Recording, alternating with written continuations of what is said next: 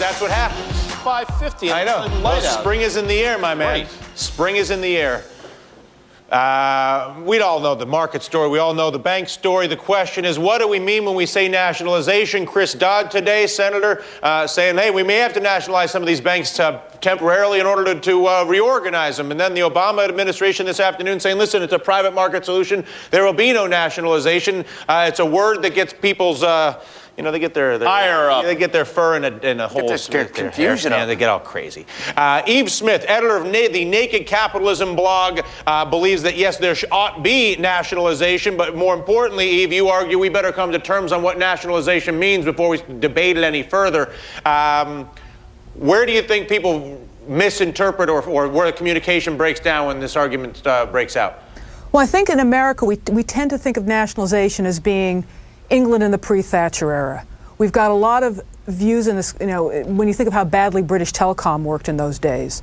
But in fact, we already do nationalization in this country as far as banks are concerned. It's called when the FDIC resolves banks. The FDIC has been taking out banks pretty much every weekend this year in the 1s, 2s, and 3s.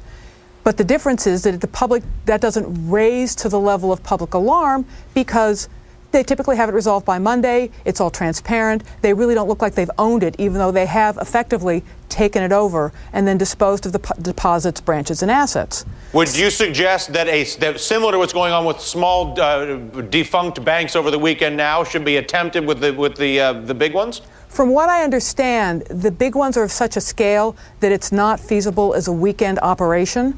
It would take a lot more. The FDIC right now is very short-staffed. It had at the peak of the S&L crisis about 20,000 people. It's now got only 5. And the cuts in the staff that actually do those bank resolutions were greater than the FDIC as a whole. So my understanding from some people who are fairly expert is that there would be some operational issues that, like this weekend, even if Geithner and Summers were on board, which they certainly don't appear to be, independent of the White House statement, it was sort of given their actions, you could have expected that kind of statement to be made. It would take more planning. It still might actually look like it happened over a weekend, but they'd need some run up in organization in order to execute it. Joe? Yves, real quick, it appears ominously obvious that the bank's going to need more money. How do you get private equity for the $1 trillion, $2 trillion they're going to need? How do you get private equity involved, just not the government? Well, the first way is to take out the shareholders, which there's a lot of resistance to that. And the second is that the bondholders should probably take haircuts as well. That would substantially reduce the amount of additional equity you'd need to put in. Yves, a pleasure. Thanks for the time. Enjoy the weekend. And thanks for the conversation. We are back with the final trade right after this.